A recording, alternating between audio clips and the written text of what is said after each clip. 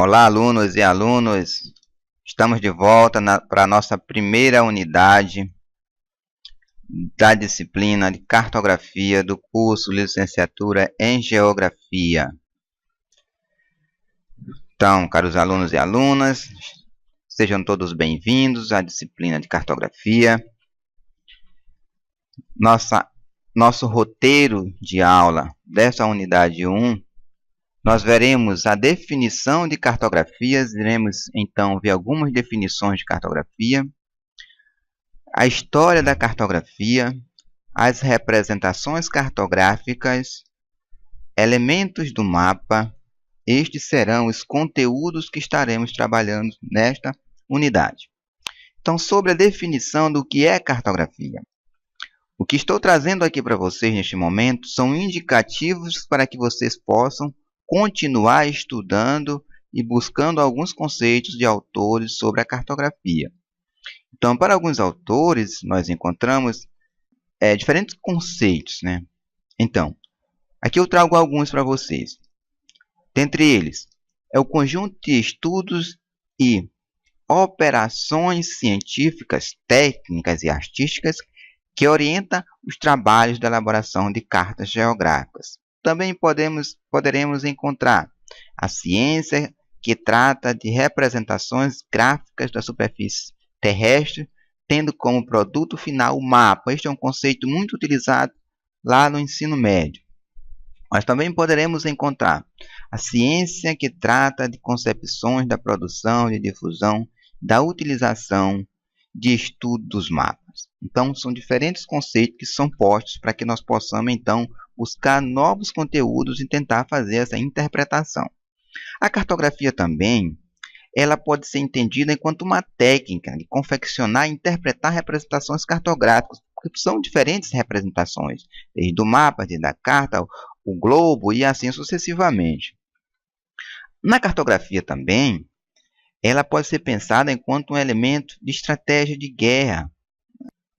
Conhecer e pontuar riquezas naturais, ou seja, indicar onde há determinadas riquezas naturais, fazer o mapeamento destas riquezas, apontar os elementos, espaços para as atividades agrícolas. Então, a cartografia pode ser pensada e utilizada para estes fins. Sobre a história da cartografia, nós trazemos aqui alguns indicativos. Na história da cartografia, os primeiros registros cartográficos feitos pelas civilizações antigas representavam pequenas localidades. Eram confeccionadas com materiais bem diferentes dos atuais, ou seja, eram esculturas em pedras e representações feitas em argila, de barro, de argila cozida. Estas técnicas marcaram o surgimento da cartografia. Então, aqui algumas imagens de como que se inicia esse processo de registros, porque a cartografia ela é um registro de um determinado momento histórico da humanidade. Então, este é um mapa feito de barro, né, que data de 2500 a.C., é considerado assim o mais antigo, então. Mais tarde, já na evolução da história da cartografia, esses registros eles modificam.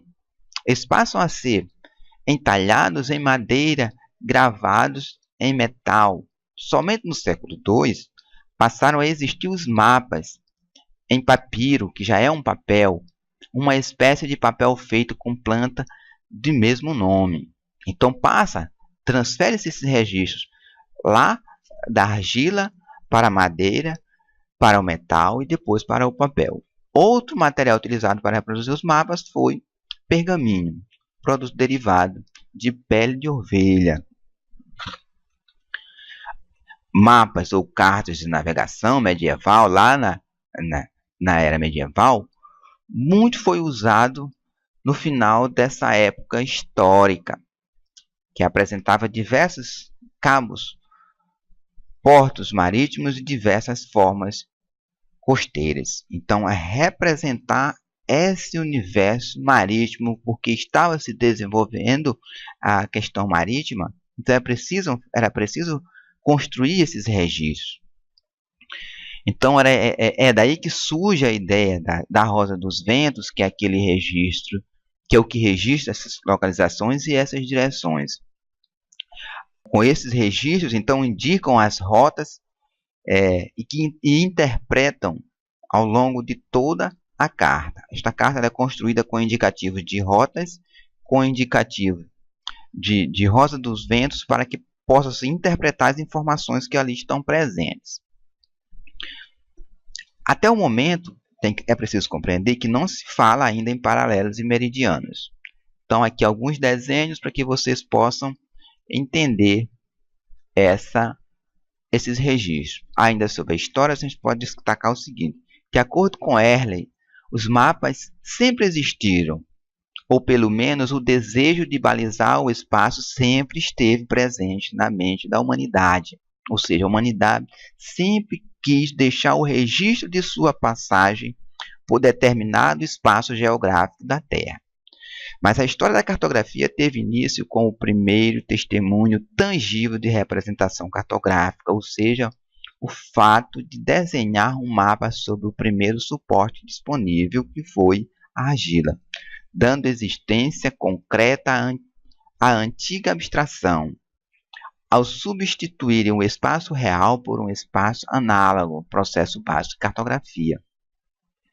Os homens adquiriram o domínio intelectual do universo, que trouxe inumeráveis consequências, ou seja, ao pegar esse espaço propriamente dito, essa delimitação territorial real, ela foi transferida para um instrumento, que é a representação cartográfica, que aqui nós estamos chamando de mapa. Mais uma vez, um mapa para que a gente possa visualizar essa transferência de uma informação do mundo real, comprimindo essa informação e transferindo ela para uma representação cartográfica. Este aqui é um mapa mundi, então, aí de 194 anos antes de Cristo. Uma outra representação com um desenho já mais moderno já é de 90 a 160 anos depois de Cristo, aqui já é uma era após Cristo. Sobre a evolução da cartografia, buscamos lá na pré-história.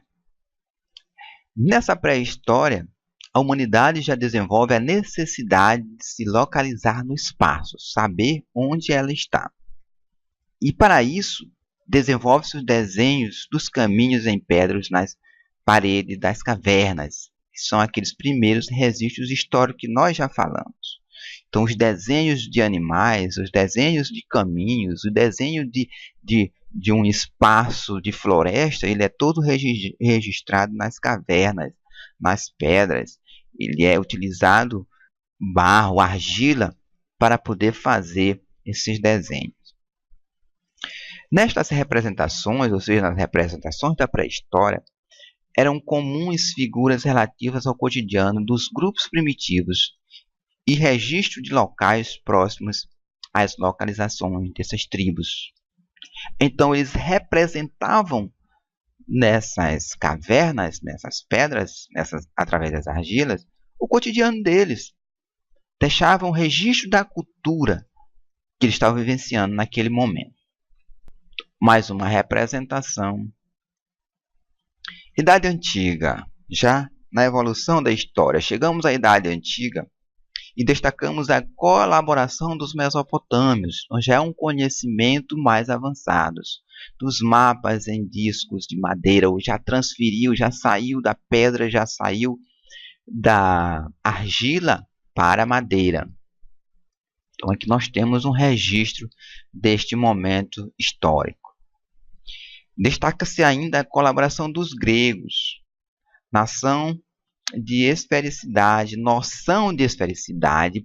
Começa-se então a se pensar a Terra enquanto uma esfera. E assim sistema de latitude e longitude. Olha onde vai surgir latitude e longitude, lá na Idade Antiga. Daqui a pouco nós vamos poder comentar mais sobre longitude, latitude em uma unidade seguinte. Os mapas esféricos e o que? Em papel. Aqui já algumas representações deste mapa de Ptolomeu já do século II. Mapas de desenhos também coloridos, já trazendo a ideia do mundo enquanto uma esfera. Na Idade Média, há um retrocesso na Idade Média, ou seja, há uma anulação do conceito de esfericidades. Se na Idade Antiga começa a se pensar a ideia de Terra enquanto esfera, na Idade Média há um retrocesso. Se anula essas ideias de esfericidade, de coordenadas geográficas, desaparecem também. Terra representada num disco plano e circundado de água. Olha a ideia, passa-se de esfera para um plano. Então aqui não é mais esfera, e sim um círculo rodeado por água. E hoje, e atualmente, essa cartografia nós estamos no momento digital, no momento em que a feitura dos mapas, das cartas, das plantas, todos da era fotogrametria, do sensoriamento remoto, é um momento digital. Então, os mapas muito mais precisos, ricos de detalhes, de informação, de cores, de dimensões. A aerofotogrametria ela contribui para isso. As fotografias aéreas tiradas de avião, que nós podemos ter ideia através desta imagem como que um avião pode fotografar um espaço que é transferido para o software e os computadores, e você trabalha esse conteúdo melhorando a quantidade e a qualidade da informação a ser representada neste elemento cartográfico. O sensoriamento remoto colabora também para isso, pela sua precisão e pelo seu detalhamento de informação e por buscar informações em locais tão distantes, infrequentados por nós. Mas o sensoriamento remoto ele tem a capacidade de fazer essa varredura do espaço.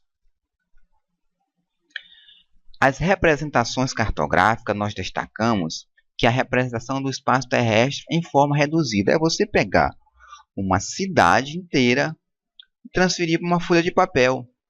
É você pegar um espaço de um estado e transferir para uma folha de papel. E assim sucessivamente, evidentemente, utilizando todos os elementos que são necessários nesse processo de feitura dessa representação. Tipos de representações, vamos ver alguns tipos de representações cartográficas.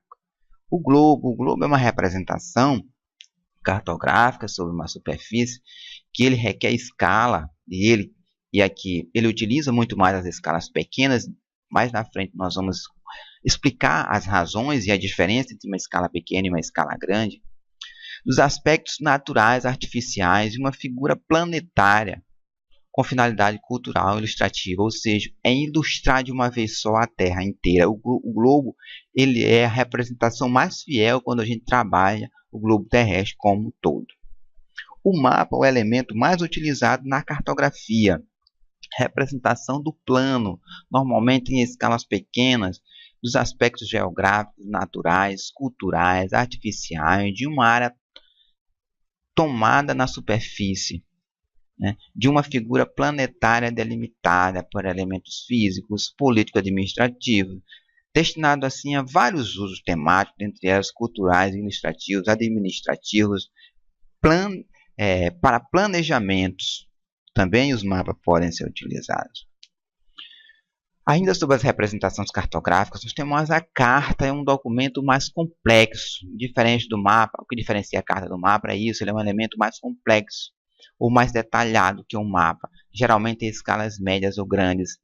Traz como características representações planas, escala média ou grande, desdobramento de sistemático em folhas articuladas, limite das folhas constituídas por limites convencionais. Então, o que diferencia básica da carta e do mapa são as escalas, porque a escala grande, média, ela tem uma riqueza maior de detalhes.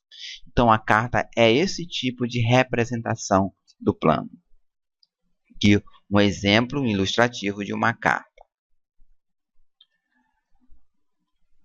A planta é uma representação em escala grande, que já traz uma riqueza ainda maior de detalhes do espaço que está sendo representado, né? E as características de aproximação da informação. É evidente que isso não invalida o seu resultado.